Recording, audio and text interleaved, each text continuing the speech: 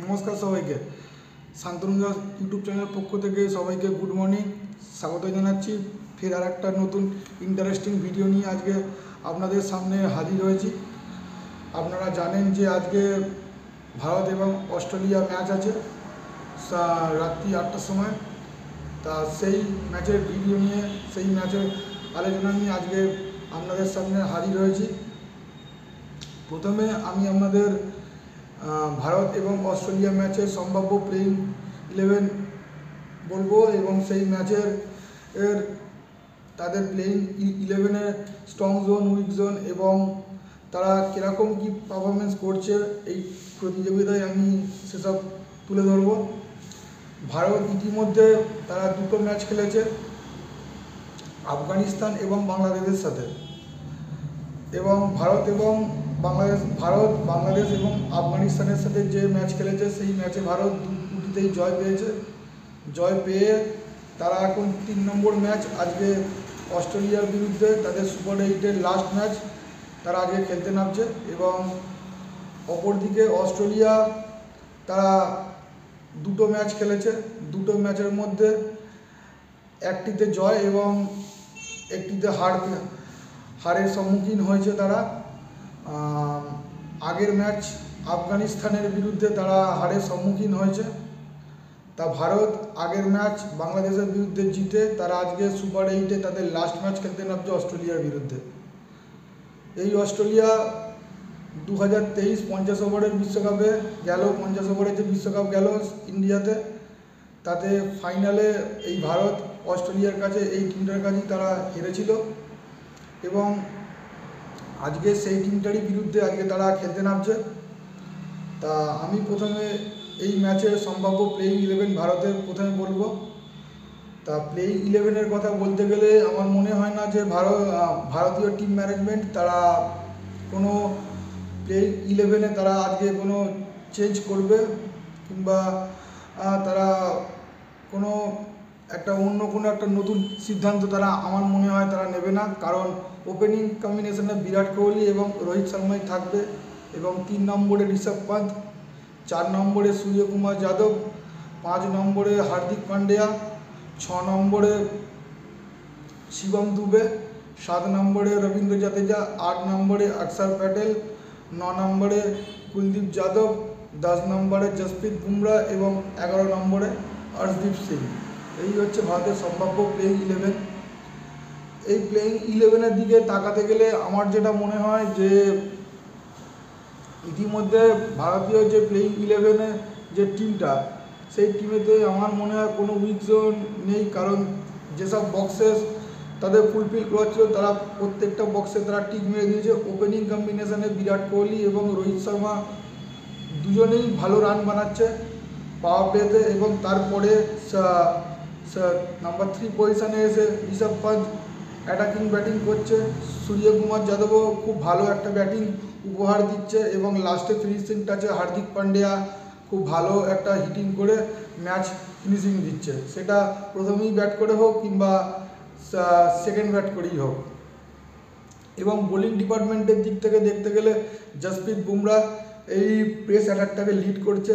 জসপ্রীত বুমরা ইতিমধ্যে বিশ্বকাপে খুব ভালো পারফরমেন্স সে করছে, এবং তার সাথে পাশাপাশি যে সাপোর্ট রোল দিচ্ছে বাকি বোলাররা, যেমন অর্শদীপ সিং এই বিশ্বকাপে দারুণ বল করছে। ওপেনিং স্পেল তার হাত দিয়ে আসছে এবং সে পাওয়ার প্লেতে উইকেট নিচ্ছে। স্পিনারদের দিক থেকে দেখতে গেলে কুলদীপ যাদব এবং অক্ষর প্যাটেল খুব ভালো বল করছে, এবং তার পাশাপাশি রবীন্দ্র জাদেজাও খুব ভালো বোলিং করছে।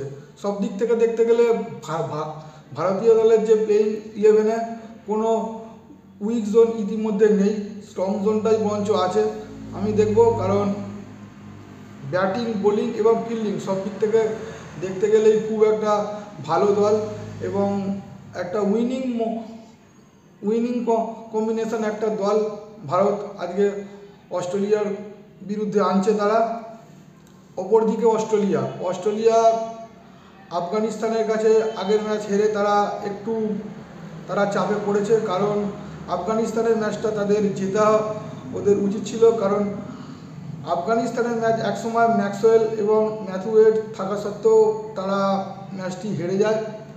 তবে এই বিষয়ে কৃতিত্ব দিতে হবে আফগানিস্তানের বোলারদের, কারণ রাশিদ খান এবং ফাজুল্লাহ ফারুকি এবং নূর আহমেদের মতো বোলাররা তারা এই বিশ্বকাপে যথেষ্ট ভালো তারা পারফরমেন্স করেছেন এবং গুলবুদ্দিন নায়াব, এদের মধ্যে মোহাম্মদ নবী, এরা খুব ভালো একটা পারফরমেন্স তারা করেছেন এবং ওপেনিং কম্বিনেশনে রামানুল্লাহ গুরবাজের পাশাপাশি ইব্রাহিম জারদান এরাও খুব ভালো পারফরমেন্স করছে, যার দরুন আফগানিস্তান আজকে অস্ট্রেলিয়াকে হারাতে তারা আজকে সাকসেসফুল হয়েছে। তা একটা হারের একটা মোমেন্টাম নিয়ে আজকে অস্ট্রেলিয়া ভারতের বিরুদ্ধে খেলতে নামছে। অস্ট্রেলিয়ার যে প্লেইং 11 আমার মনে হয় না অস্ট্রেলিয়া তাদের প্লেইং 11-এ আজকের ম্যাচে কোনো চেঞ্জেস করবে। তা প্লেইং 11-এ সবথেকে বড় ভারতের খতরা হচ্ছে ট্রেভাস হেড এবং ডেভিড ওয়ার্নার। এই ট্রেভাস হেডই কিন্তু মানে ভারতের দিক থেকে দেখতে গেলে 2023 বিশ্বকাপে এই ট্রেভাস হেড কিন্তু ফাইনালে খুব ভালো খেলেছিল, যার দরুন ভারতকে ফাইনাল থেকে একবারে নক আউট করে দিয়েছিল এই ট্রেভাস হেডই। অবশ্য অস্ট্রেলিয়ার দিক থেকে দেখতে গেলে একটা খুব ভালো ভরসা, সেটা হচ্ছে ট্রেভাস হেড ভারতের বিরুদ্ধে খুব ভালো একটা রেকর্ড আছে এবং ডেভিড ওয়ার্নারও খুব ভালো ফর্মে চলছে।